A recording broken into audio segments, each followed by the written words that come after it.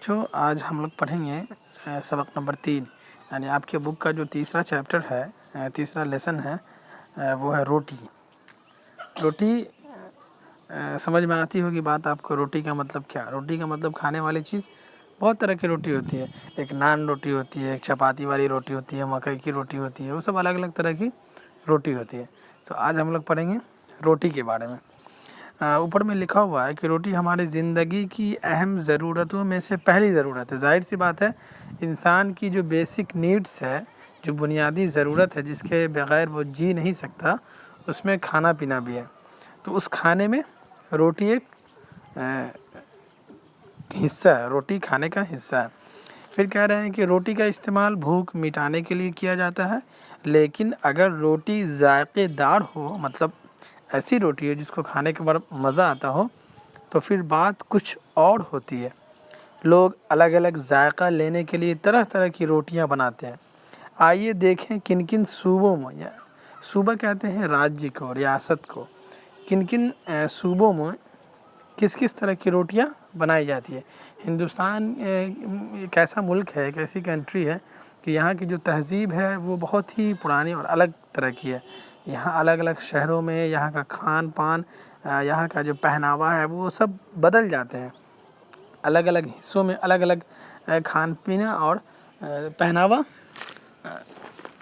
ہے۔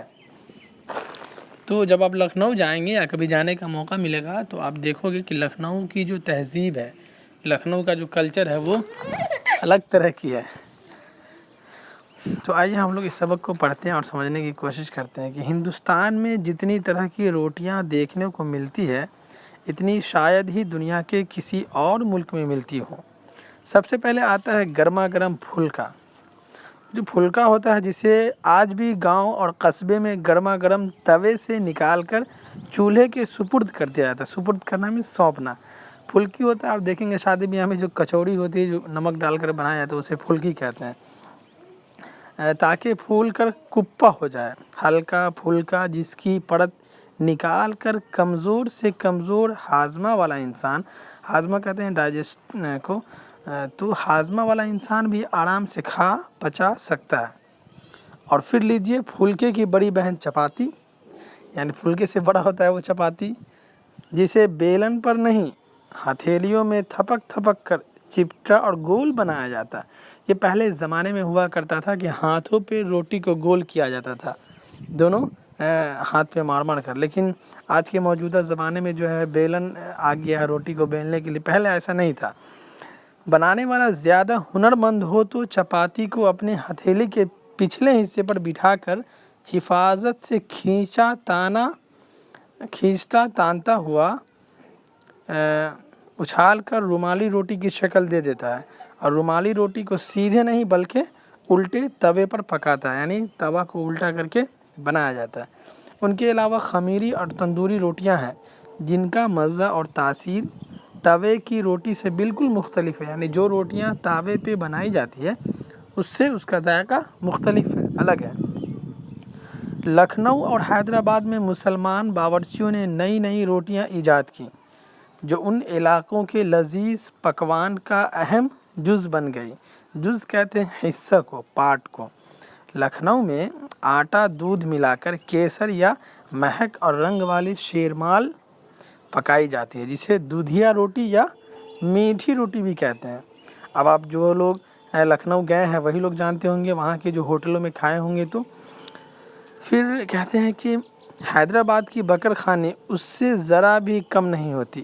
تاف نان، جسے لکھنؤ کلچا بھی کہتے ہیں، ایک ایسی روٹی ہے جس کی نچلی پرت شوربہ سوکھنے والی ملائم اور اوپری پرت کرکری ہوتی ہے۔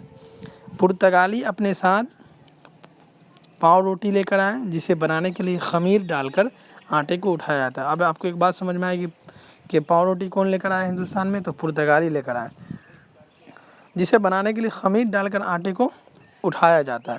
اسی طرح ڈبل روٹی عام آدمی کے کھانے کا حصہ بن چکی ہے۔ زیادہ تر لوگ تو جوار، باجرے اور مکئی کی روٹی سے اپنا کام چلا لیتے ہیں۔ وہ گیہوں کے علاوہ کسی روٹی کا نوالا منہ میں نہیں ڈالتے۔ ہاں، بدلتے موسم کے ساتھ منہ کا ذائقہ بدلنے کے لیے سرسوں کے ساگ کے ساتھ مکے کی روٹی چاو سے کھائی جاتی ہے۔ ہمارے جو گاؤں کا کلچر ہے یا آپ لوگوں کے گاؤں کا کلچر ہے، آپ دیکھو گے عام طور پر جو گیہوں کی روٹی ہوتی ہے اسے لوگ زیادہ پسند کرتے ہیں، اور جو لوگ گھر میں جو بزرگ لوگ ہیں وہ عام طور پہ ساگ کے ساتھ جو ہے مکئی کی روٹی کھانا پسند کرتے ہیں۔ یا پھر پراٹھا ہوتا ہے جس میں گھی لگا کر بنایا جاتا ہے، وہ بھی کافی مزیدار ہوتا ہے۔ اب کہتے ہیں بدلنے کے لیے سرسوں کے ساگ کے ساتھ مکئی کی روٹی چاو سے کھائی جا سکتی ہے، جبکہ بیروی جسے ہم دال کی پٹھی کی کچوڑی بھی کہتے ہیں، اس کا بھی ذائقہ میتھی کی چٹنی کے ساتھ لیا جا سکتا ہے، وہ کافی مزیدار ہوتا ہے۔ اب یہ سب چیز ملتا نہیں ہے۔ تو ادھر چنے کی بیسن کی روٹی دل کے مریضوں اور ذیابطیس کے مریضوں کے لیے فائدہ مند سمجھی جاتی ہے۔ تو بات کیا سمجھ میں آئی؟ جو لوگ ذیابطیس کے یا ڈائبٹیز اور دل کے مریض ہارٹ کے پیشنٹ ہے، ہارٹ کا ڈیزیز ہے جس کو، ان کے لیے چنے کی بیسن کی روٹی فائدہ مند ہے۔ راجستھان اور مدھیہ پردیش کے کچھ حصوں میں آٹے کی باٹی کو چپاتی یا روٹی کی شکل نہیں دیتے، بلکہ اپلوں کی دھیمی آنچ میں ہی پکا لیتے ہیں، یا کبھی کبھار بافلا بناتے وقت ابال لیتے ہیں، پھر انہیں خوب سارا گھی ڈال کر دال کے ساتھ یا ہاتھ سے چوڑ کر مٹھائی کی شکل میں چورما بنا کر کھاتے ہیں۔ کہتے ہیں جنوبی ہندوستان کے کیرل صوبہ میں کیرل اسٹیٹ میں چاول کے آٹے کا اپم بنایا جاتا ہے، جسے کچھ لوگ بہت عمدہ روٹی مانتے ہیں۔ اس کے لیے ناریل کے پانی میں آٹا تیار کیا جاتا ہے، تلی ہوئی روٹی پوری بن جاتی ہے، پر پوریوں کی اپنی کہانی بڑی لمبی اور مزیدار ہے، جسے وہ پھر کبھی، لیکن جاتے جاتے روٹی کے بارے میں ایک بات ہے کہ 1857 کی جنگ آزادی میں وطن پرست ہندوستانیوں نے اپنے پیغام دور دور تک پھیلانے کے لیے روٹی اور کمل کے پھول کو ہی اپنا من پسند نشان چنا تھا۔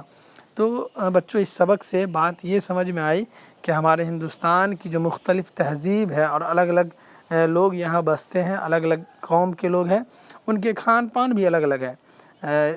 علاقہ کے اعتبار سے لوگوں کا پہناوا اور لوگوں کا کھانا پینا سب بدل جاتا ہے۔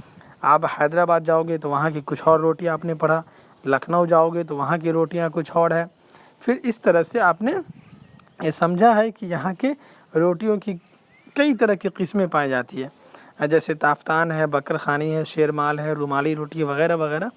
تو اس کا جو ورڈ میننگ ہے وہ آپ دیکھیں اس لیسن کے سپرد کرنا۔ سپرد کرنے کا مطلب ہوتا ہے حوالے کرنا یا پھر سونپ دینا، سونپنا۔ پیغام کہتے ہیں اہم بات جو دوسروں تک پہنچا جو میسج ہوتا ہے، میسج کا مطلب ہوتا ہے پیغام۔ نوالا مطلب لقمہ، کھانے کا چھوٹا حصہ، اور ذائقہ کا مطلب ہوتا ہے لذت۔ حفاظت کا مطلب دیکھ بھال، لذیذ کہتے ہیں مزیدار کو۔ وطن پرست کا مطلب وطن سے محبت کرنے والا، اور ہنرمند مینس ہنر رکھنے والا۔ ذیابطیس ایک قسم کی بیماری جس کی وجہ سے خون میں شکر کا تناسب بگڑ جاتا ہے، جسے عام طور پر چینی کی بیماری کہتے ہیں۔ اپلے پالتو چوپایوں جیسے گائے یا بھینس کے گوبر کو سکھا کر ایندھن کے طور پر استعمال کرنا، اس کو اپلے کہتے ہیں۔ اور خمیری مطلب گڑھے آٹے کو دیر تک رکھنے سے پیدا ہونے والی کھٹاس، ٹھیک، جو آٹا گوندتے ہیں، گوند کر کے بہت دیر تک چھوڑ دیتے ہیں تو کھٹاپن آ جاتا ہے، اسے خمیری کہتے ہیں۔ تو اس طرح سے یہ آپ کا آج لیسن مکمل ہوا، پھر کل میں اس